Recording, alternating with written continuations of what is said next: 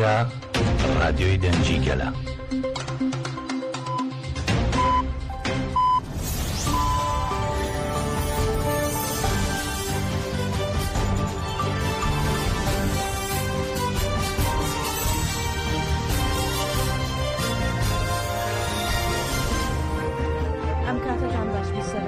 هێژان لە ڕادیۆ دەنگی گەلەوە با یارمەتی هاوکارانم گەشتی هەواڵەکانی ئەم کاتژمێرەتان پێشکەش دەکەین.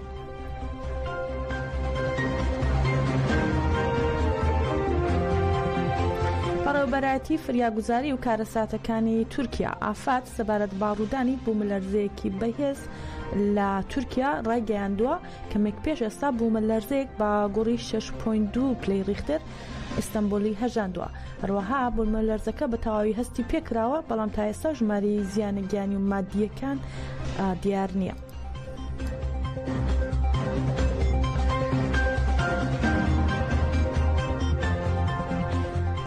لایەن کۆمیتەی بنەماڵەی شەهیدانی کەمپی مەخمورەوە فەرماندەکانی یەپەژە سوور خوێن ڕۆژهەڵات و ئازادی دیرێک لە 11 شوباتی 2024دا کە لە هێرشێکی دەوڵەتی تورک لە سەربینای فیدراسیۆنی بریندارانی شەڕی باکوور و ڕۆژهەڵاتی سووریا شەهید بووبوون بە بیرهێنرانەوە. بەناوی کۆمیتەکەوە هەژار نرخی ڕێگەیان لە تێکۆشانی ئازادیدا چەندین ڕەنج و قوربانی درا و ئەم دەستکەوتانەی کە هەمانە لە سایەی شەهیدانە. شەهیدان سوور خوێن و ئازادی خاوەن ڕەنجێکی مەزن بوون و بریندارانی شەڕی تەفگەری ئازادی بوون. پاش وتارەکان سەمفۆزیۆنێک لەسەر ژیان و تێکۆشانی هەردوو شەهید ئامادەکرابوو پیشاندرا و یادکردنەوەکە باوتنەوەی دوورشم کۆتایی پێهات.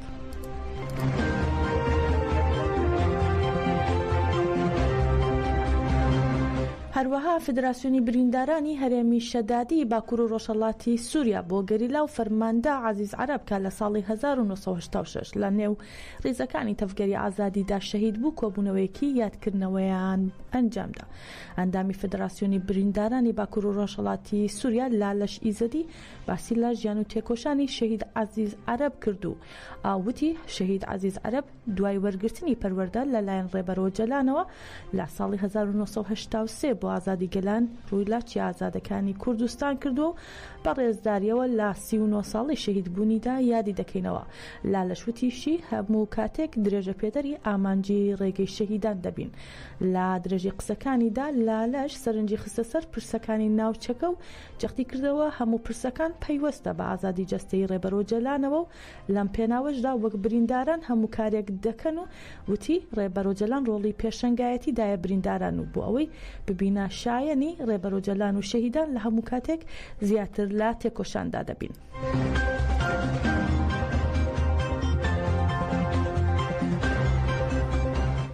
یەکێک لەو دەستگایانەی چاپەمەنی ئازاد کە لەسەر بنەمای حەقیقەت و بەردەوامیدان با ڕێبازی شەهیدان دانراوە ڕادیۆ FMی شەهبایە لە شاری حەلب. زیلان حەمۆش پەیامنێری ڕادیۆ شەهبا FM ڕۆژی ساڵیادی ڕۆژنامەی کوردستانی لە سەرجەم ڕۆژنامەوان و شوێن کەوتوانی ڕێگای حەقیقەت پیرۆز کرد و دەربارەی ڕادیۆکەیان و دۆخی کارەکەیان دەدوێ.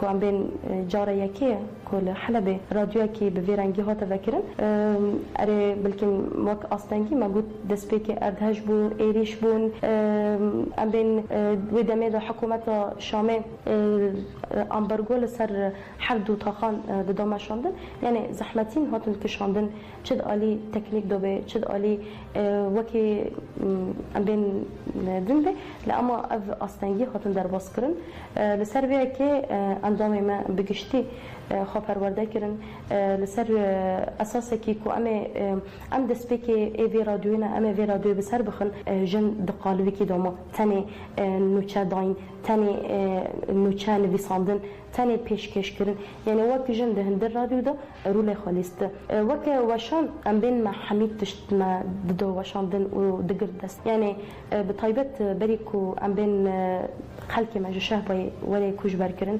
ذاتی اف رادیو لسر أسطى هرمية وشهباجي ذكرت نظافة يعني هم شهبة وهم جي حلب بجشتي ذكرت نظافة يعني فردا بطيبات ما تشد دوبش جنن كوجبر يعني كل كامبا ژیان دکن برخودانی کل داره دهات مشاندن ده همو آلان ده همی آلین ژیان داد آلین ام بین برخودان داد.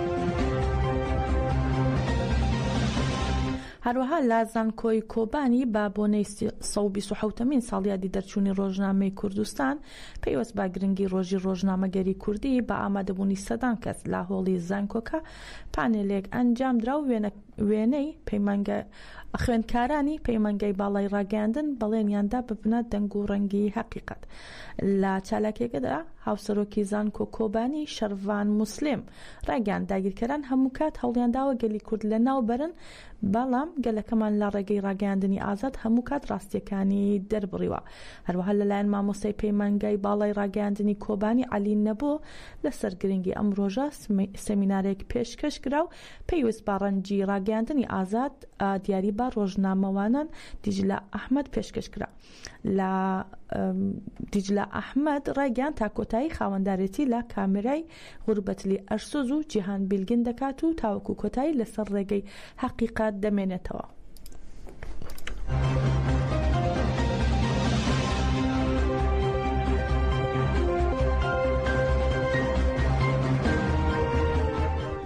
شاندێکی پارتی یەکسانی و دیموکراسی گەلان دەم پارتی و هەدەکە و دەبەپە لە شاری هەولێر لە چوارچێوەی دیدار و کۆبوونەوەکانیان لە باشووری کوردستان بۆ هەڵسەنگاندنی پامی سەدەی ڕێبەری گەلی کورد عەبدوڵڵا جەلان لەگەڵ یەکگرتووی ئیسلامی کوردستان و هەروەها لەگەڵ ئۆمید خۆشنا و دیوانی پارێزگای هەولێر کۆبوونەوە. لە کۆبوونەوەکاندا جەختیان لا گرنگی جێبەجێکردنی پامی سەدەی ڕێبەرۆ جەلان بە ناونیشانی ئاشتی و کۆمەڵگەی دیموکراتیک و ئازادی جەستەیی ڕێبەرۆ جەلان کردەوە و گرنگی یەکڕێزی نێوماڵی کورد لا پرۆسی چارەسەری دووپات کرایەوە کە بە کۆمەڵگەیەکی دیموکراتیک هەموو گەلانی ناوچەکە دەتوانن پێکەوە بژین. جێ ئاماژەی ئەم شاندە ماوەی 3 ڕۆژە لە شاری هەولێر و سەبارەت بە بانگەوازیەکەی ڕێبەرۆ جەلان زەنجیرەیە کۆبوونەوەیان لەگەڵ لایەنە سیاسیەکان، ڕۆشنبیران و پەرلەمانتاران و نووسەران و ڕێکخراوەکانی ژنان ئەنجامداوە.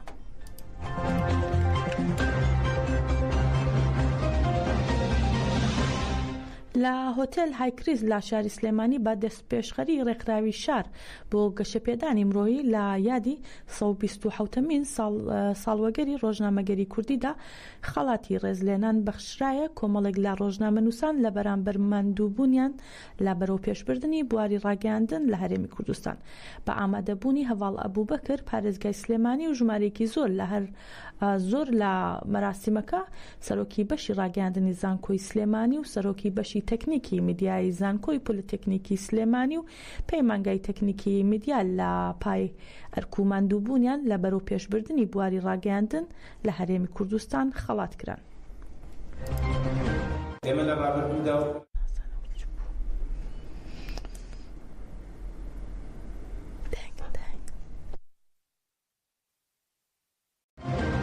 لە ڕابردوودا و ڕێکخراوی شار بەردەوام هەوڵمانداوە کە لە بۆنەوەی یادەکاندا خزمەت بکەین، بەڵام ئەم ڕۆژ بەردەوامەتی و ئایندا ئەو بەڕێزانی کە بەسەر نەکراونەتەوە خزمەتیان پەیمانگاکان ناوەندە ڕۆشنبیریەکان لە هەموو شوێنەکانی تر ئەمڕۆ هەمیان دەر لە بەرز ڕاگیراوە. سوپاسی گەورەی خۆش و خۆشەویست و هەم ڕێکخراوەکان کە دەستپێشکەریان کردووە لەوەی لەبەرزدا هەمووماندووبوون و ئەرکی بەردەوامی بۆلێک لەو ڕۆژنامە نووسانە بنێن و بکەن.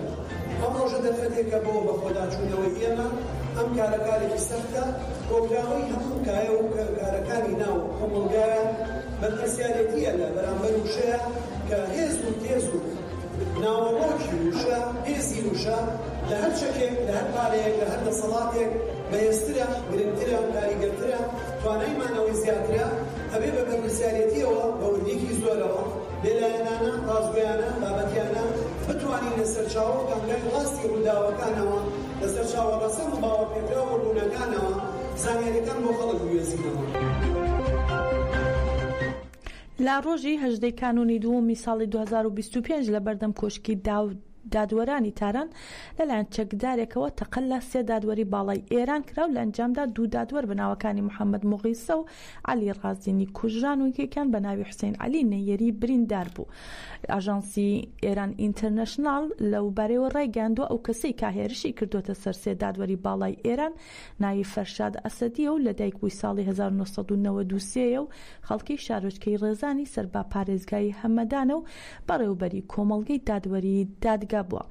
لە دوای ڕووداوەکە وەزارەتی ئیتلاعاتی ئێران ژمارەیەک لە ئەندامانی بنەماڵی هێرشبەرەکەی دەستگیر کرد، لەوانە باوکو و ماموو کچێکی مامی و کچێکی خاڵی. هەروەها ئاژانسی ئینتەرنەشنال باس لەوەش دەکات نزیکەی 100 ڕۆژە هاوڵاتیەکی تر بە ناوی بیژەن کازمی زیندانی سیاسی پێش و خەڵکی کوهدەش لە ئاسنووری لۆرستان بەبێ فەرمانی دادوەر دەستگیر کراوە و شوێنی ڕاگررتنی نەزانراوە. بەرپرسانی ئیتلاعاتی ئێران بەنیازن دانپێدانانێکی لێوەربگرن کە چەکی بۆ هێرشبەرەکە دابین کردووە.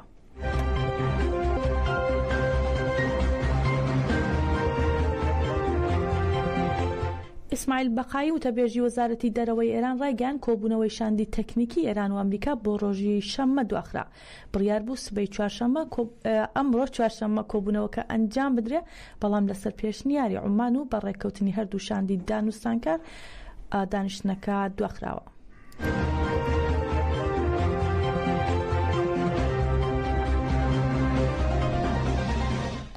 کارۆلین لیڤیت وتەبێژی کۆشکی سپی با ڕۆژنامە نووسانی ڕاگەیاند سەردانی داهاتووی ترامپ بۆ وڵاتانی سعودیە و قەتەر و ئیمارات دەبێت لە 13 تا 16 مانگی ئایاری ئەم ساڵ ئەنجام دەدرێت.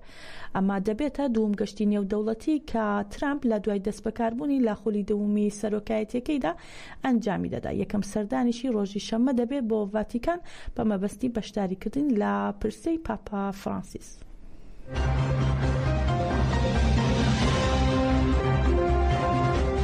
گەشتی هەواڵەکانی ئەم کاتژمێرەمان پێشکەشکردن. هەر شاد بن.